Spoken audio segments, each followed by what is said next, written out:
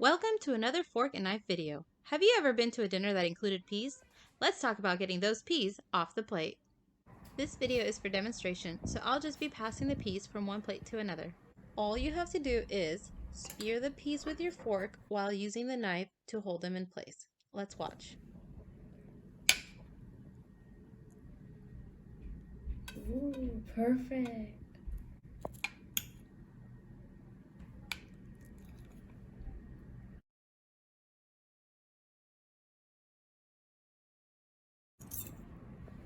Another way to get peas on the fork is to use a knife to smush the peas onto the back of the fork, or a combination of both.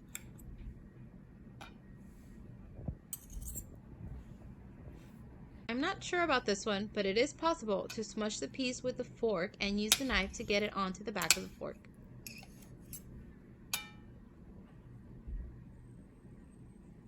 So, how do you eat your peas? Let us know in the comment section.